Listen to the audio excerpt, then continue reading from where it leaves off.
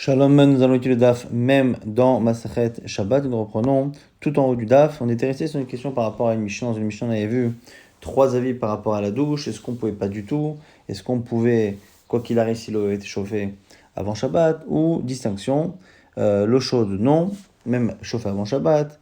Et de l'eau froide, oui. On a dit qu'à la fin, la halakha était comme le troisième avis, qui disait comme Rabbi Yehuda, qui disait justement que l'eau chaude, non, mais l'eau froide, oui. La question de la Gemara, c'était: est-ce qu'on avait entendu que la halakha était comme lui, ou est-ce qu'on avait simplement déduit? Déduit de quoi? Du principe qui dit qu'en général, lorsqu'il y a une marloquette entre trois personnes dans la Mishnah ou dans la Braïta, eh bien, et que le troisième vient arbitrer les deux premiers, la halakha elle est comme lui. Alors la Gemara pose la question: ve'imichlala mai.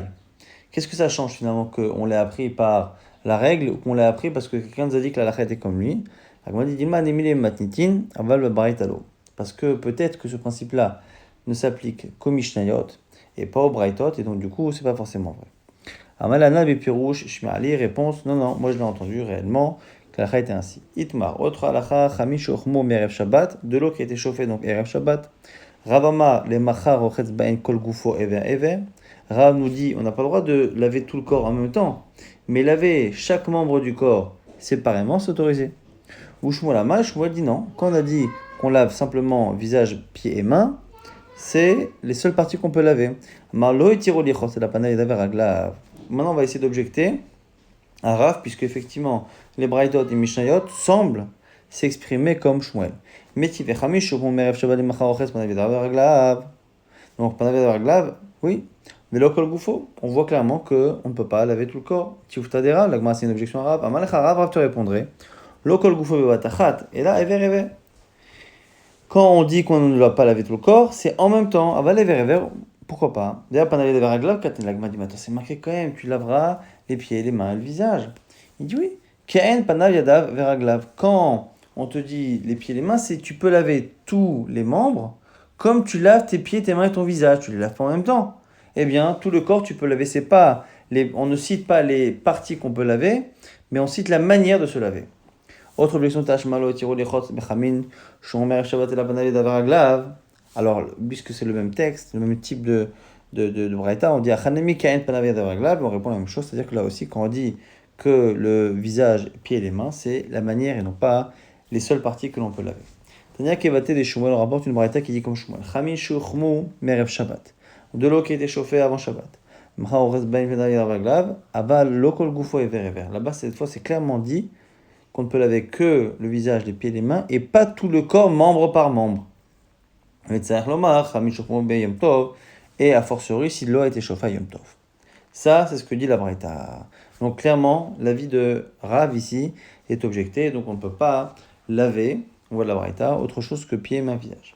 Rabba matnela, les hashmata. Rabba donnait cet enseignement-là des Rav, behailishna.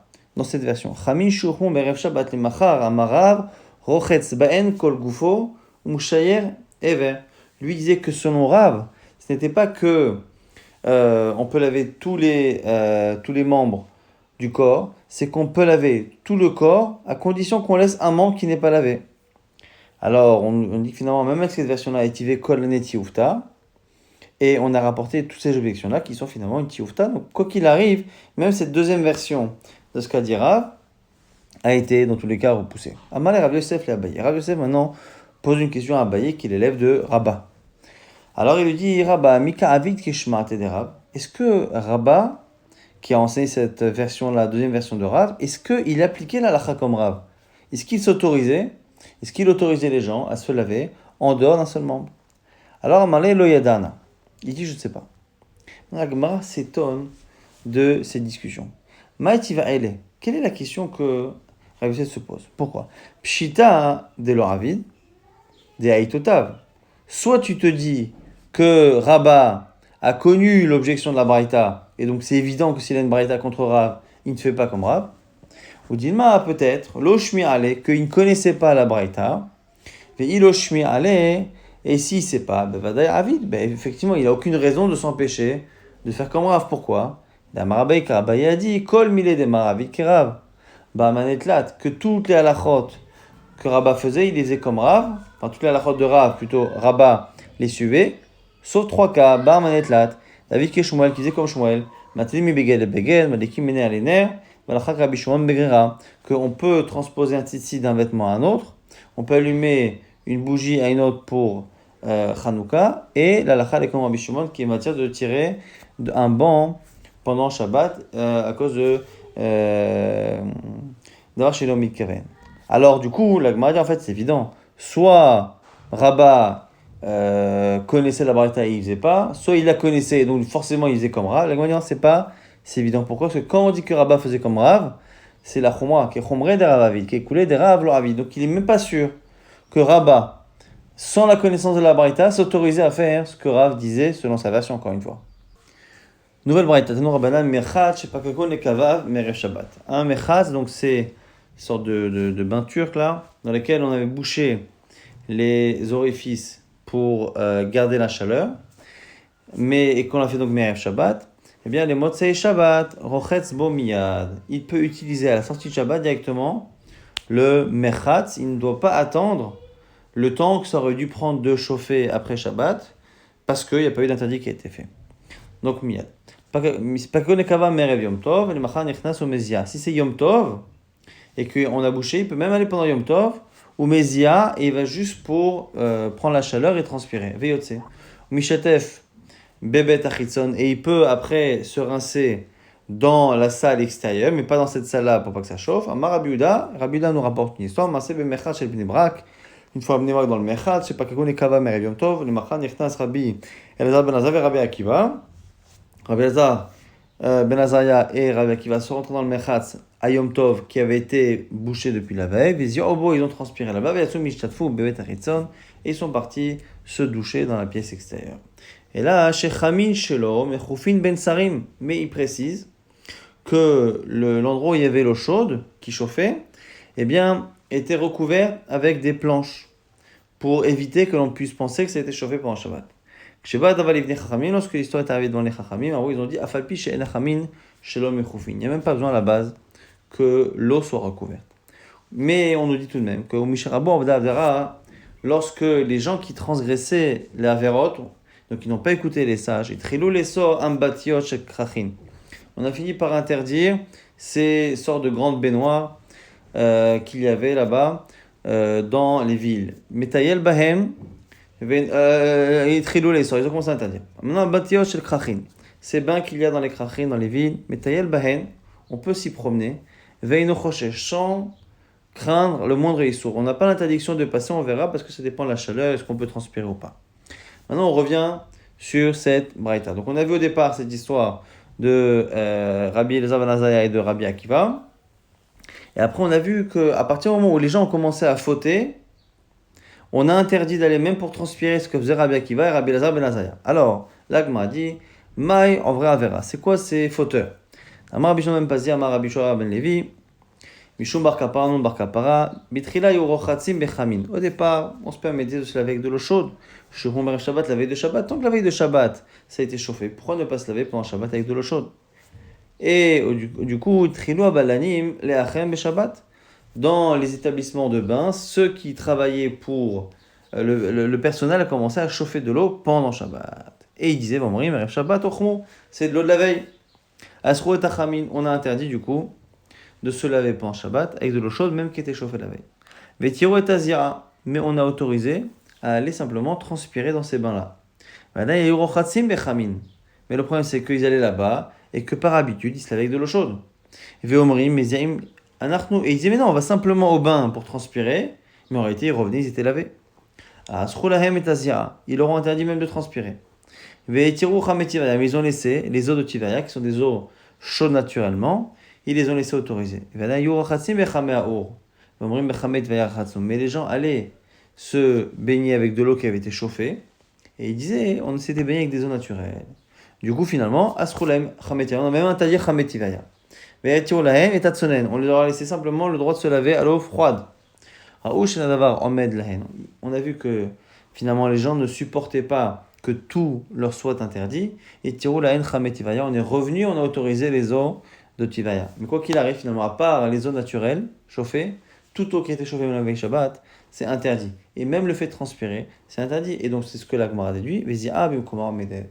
et on a laissé l'interdit de la transpiration tel qu'il avait été dit. Et donc c'est là qu'on voit que ce qui était autorisé à une époque pour Rabbi Elazar ben Azar et Rabbi Akiva a été finalement interdit par la suite. En tout cas, maintenant la Gemara fait une déduction, puisqu'on a dit qu'au départ on a interdit de se laver à l'eau chaude, et après et on a autorisé d'aller transpirer, mais comme il y avait des fauteurs, eh bien finalement on a interdit même de transpirer, parce que c'est comme ça qu'on dit que ce que faisait Rabbi Akiva, eh bien ça finit par être interdit. De là on déduit que les fauteurs dont on parle, c'est des gens qui fautaient comment?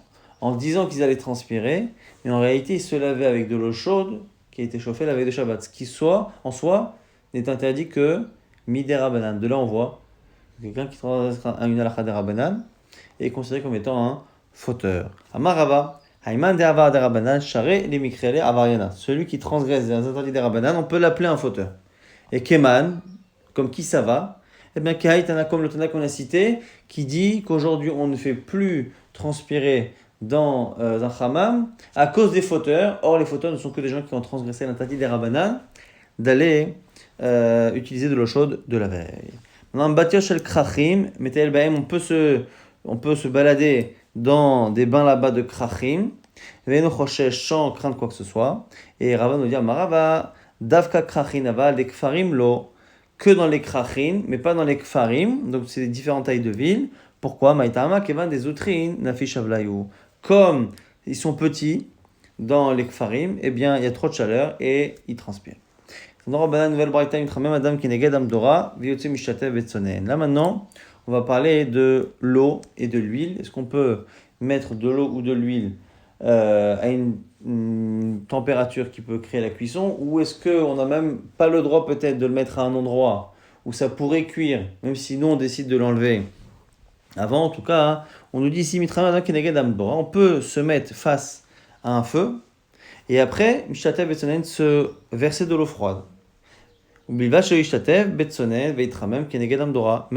condition qu'il ne fasse pas l'inverse, qu'il ne se rince pas d'abord avec de l'eau pour après aller se mettre devant le feu, parce que là il fait tiédir l'eau qu'il a sur lui à un endroit où ça pourrait arriver même à cuire. Tanora banal, on a une braïta maintenant, mecham adam alontit umincha al gabe al belimnaim beshabbat bidvat shel yavi kumkemus shel chamin. Un homme peut prendre une sorte de petite bouillotte et la mettre sur le ventre de quelqu'un pendant Shabbat, mais on ne peut pas apporter un kumkum, donc vraiment l'ustensile lui-même qui est sur le feu, le mettre. Et on nous dit que ça sort même la semaine, parce que le problème ici, c'est que c'est un danger de peur que l'eau se déverse brûlante sur le corps.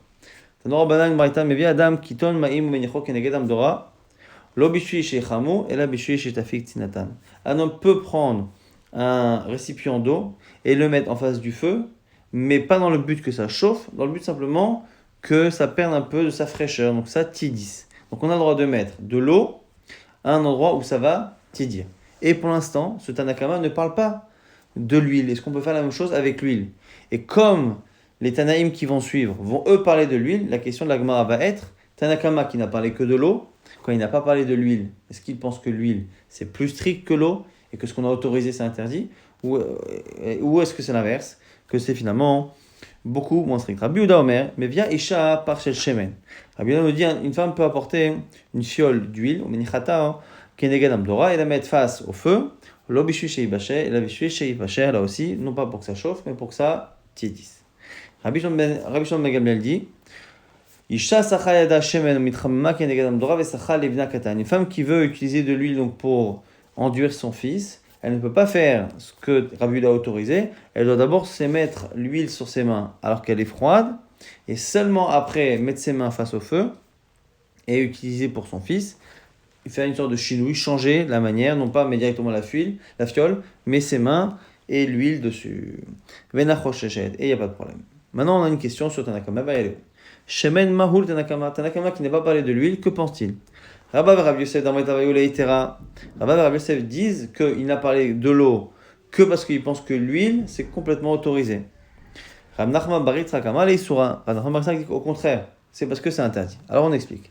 Rabba et Rabbi Yosef dans Metavayu Leitera, pourquoi? Shemen Afalpi Shayat Soledet Bo Mutar, lui pense que l'huile, même si ça va à une température de Yad Soledet, que la main se retire, donc c'est la température brûlante où normalement il y a cuisson, entre autres pour l'eau, il n'y a pas pour l'huile. Pourquoi? Kassava Tanakama Shemen et Bomishum Bishul. Rabba Rav Yosef pense que selon Tanakama, il n'y a pas de notion de cuisson pour l'huile. Tarabi ou Darabuda vient dire attention. Shemen Yeshbo Mishum Bishul. Befsharo, Loze Bishul. Il dit non, il y a un problème. Il y a vraiment la cuisson pour de l'huile, et donc, tant qu'on ne fait que être mafshir, tiédir, ça va. Tiédir, c'est pas un bichoul. Veata, Rabba Shlomo Gamliel, Rashbag vient dire, non, Shemei Yeshbo Mishum Bishul, Vefsharo Zeo Bishulo. Lui va plus loin. Non seulement il y a de la cuisson pour de l'huile, mais même le tiédir à un endroit où ça pourrait être amené à cuire, c'est déjà d'une certaine manière interdit comme la cuisson. Donc, selon Rabba et Rav Yosef, on a des Tanaïm qui sont de plus en plus stricts par rapport à l'huile. Donc, le premier Tana qui dit que l'huile, on peut simplement la tiédir, mais l'huile, on fait ce qu'on veut. Rabbi Yehuda vient dire non, l'huile, on peut simplement la tiédir. Et selon Rashbag, on ne peut même pas la tiédir de manière normale. Il faut d'abord faire un chinouille et mettre sur la main, et après seulement s'approcher du feu. Ça, c'est la vision de Rabba et Rav Yosef qui disent que les deux pensent que Tanakama était matière complètement l'huile. Ranarman, Baritza Kamale Issoura, lui pense que c'était un Issour. Shemen Afalpi, Shenyat Soledetbo, Assour. Lui pense que c'est Tanakama qui, dès le départ, même avant que ça chauffe complètement, c'est déjà Assour pour l'huile. Pourquoi? Qu'à savoir, Shemen Yeshbo Mishum Bishul, Vefshero Zeo Bishulo. Il pense que l'huile, non seulement il y a un Bishul, mais même dès qu'on met à tiédir à un endroit où ça peut chauffer, c'est déjà Assour. Alors la Gemara va continuer à lire la suite de la Braïta avec Rabbi Yehuda et Rashbag. Et comme Rashbag lui aussi interdit non seulement la cuisson, mais même le fait de tiédir sans chinouille, on a du mal à comprendre du coup la différence qu'il y a entre Rashbag et Tanakam. Varata Rabbi Yehuda les mêmes marques choses de Bishulo. Varata Rashbag les mêmes marques Shemen Yeshbo Mishum Bishul et Shoroz Bishulo. Et Rabbi Yehuda vient dire qu'il y a oui Bishul, mais il n'y a pas d'interdit de tiédir. Et Rashbag vient dire à nouveau qu'on ne peut pas tiédir comme Tanakama. Alors, Rashbag a une Tanakama, la Gemara dit non, Ika Benayuk et la Chariad. La distinction, c'est quoi? C'est que Tanakama, selon cette vision-là de Rav Nachman bar Yitzhak, interdit totalement de tiédir de l'huile, même si on fait un chenouille, c'est-à-dire qu'on met d'abord sur les mains et après on met au feu. Alors que Rashbag interdit de le faire de manière classique en mettant la fiole, mais il autorise de le faire avec un chenouille. Rabbi Yehuda Mar Shmuel, Echad Shemen, Echad Maim, Yad Soledet Bo Asso, En Yad Soledet Bo Mutar. Ici, on dit au nom de Shmuel que finalement, selon lui, ça ne dépend pas de l'huile, de l'eau, il n'y a pas de différence. Les deux, ça dépend de la température. Yad Soledet, c'est assour, pas Yad Soledet, c'est autorisé. Vechidam Yad Soledet, c'est quoi Yad Soledet? À quel moment on sait qu'on retire le doigt? Amar Chavakosh et Kreso Shel Tinok Nirvit. La température qui brûle une peau fine comme la peau du ventre d'un nourrisson. Amar Rabbi Yitzchak bar Avdimi, par Machan Echnasi Achar Rabbi. Le Bet HaMechatz. Un jour, j'ai suivi Rabbi Danassi au Mechatz. Bikashi la niachlo par shel shemen be'ambati, donc c'était Shabbat, et j'ai voulu chauffer face à l'eau une fiole d'huile pour qu'il s'enduise. Et il m'a dit tol beklisheni. Il faut que tu le mettes dans un klisheni, pas directement dans quelque chose où l'endroit a chauffé, face au feu, mais à un endroit où on a versé dans un deuxième récipient. Veten, à ce moment-là, tu peux mettre. Shma Amina. J'ai appris trois choses ce jour-là. Shma Mina Shemen Bo Mishum Bishul. J'ai appris qu'il pensait, comme ceux qui disaient qu'il existe, oui, un Bishul pour l'huile, sinon la question ne se pose pas. Shma Mina Klisheni Umash. J'ai appris de là aussi que là où il y a Bishul, dans un Kelisheni, il n'y a pas Bishul. Ou Shma Mina, j'ai appris au passage que Fshero Zeo Bishulo. Que comme moi, mon intention n'était que de tiédir, de là j'apprends que même tiédir, c'est déjà interdit à l'endroit, encore une fois, où ça peut cuire. Donc c'est pour ça que même pour tiédir, il m'a demandé Klisheni. La Gemara se pose une question. Comment il a pu se passer cette histoire-là? Pourtant, c'est marqué que dans tout endroit, on peut penser à des livrets Torah, sauf dans les endroits de bain, on n'a pas le droit de penser aux livrets Torah. Donc, comment il a pu lui faire une halakha? Comment lui a pu réfléchir à la halakha? Donc, Bet HaMechatz, c'est Bet HaKisei, les toilettes. La Gemara dit, et si tu voulais me dire que peut-être que le problème, il n'est que quand on dit les livrets Torah ou quand on les pense en hébreu, mais que dans un langage qui n'est pas un langage à Kodesh, eh bien ce serait bon. Vechit ma belashon chol amarle. Amarabe a dit clairement, dvarim shel chol mutal omran belashon Kodesh. Shel Kodesh asur le omran belashon chol. Quand c'est autorisé quelle que soit la langue. Quand c'est interdit quelle que soit la langue. Donc quand c'est interdit, même belashon chol. La Gemara dit non, mais je vais t'expliquer pourquoi là-bas il a pu lui dire non, de mettre dans un cliché ni, il lui apprend trois choses, parce qu'Afrouché Misura Shane. C'est différent quand on veut éviter à quelqu'un de fauter. Donc finalement, même dans un bêta mechaz, un bêta qui sait, si une personne s'apprête à fauter, on a le droit de lui dire ça c'est interdit, même si finalement ça peut être assimilé à de la Torah.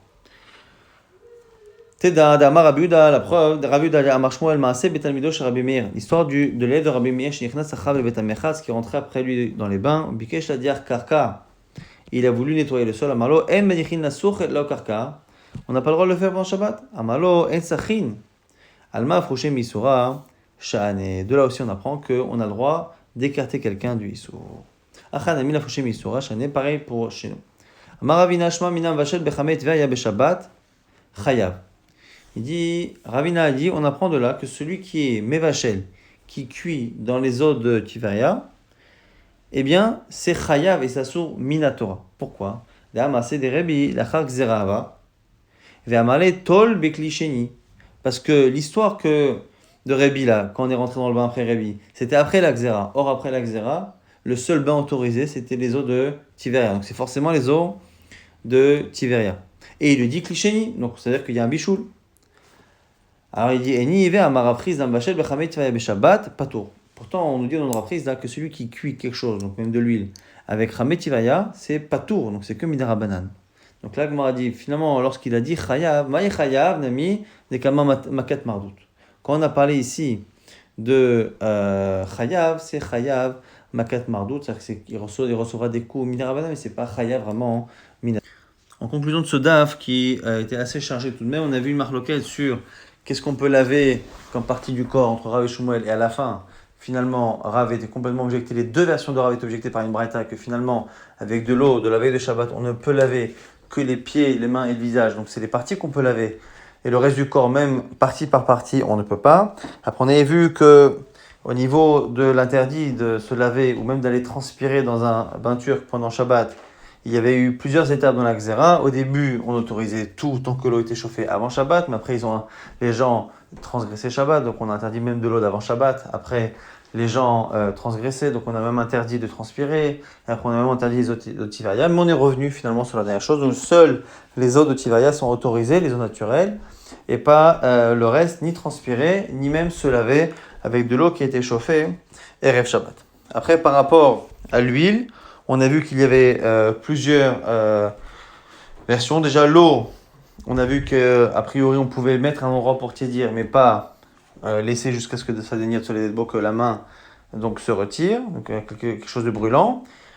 Pour l'huile, on avait plusieurs versions. Soit tout est autorisé pour l'huile, soit tout est interdit encore plus que l'eau, soit entre les deux. Et à la fin, Shmuel nous disait que finalement, l'eau et l'huile, il n'y a pas de distinction. Tant qu'on n'amène pas Yad Soledetbo, c'est Mouta. Si on l'amène par contre, c'est Assour. Et on a vu à la fin, on a confirmé que si on cuit quelque chose avec les eaux naturelles de Chamet Tivaya, même si on a cru à un moment donné que c'est interdit Minatora, c'est interdit que Midera Banane.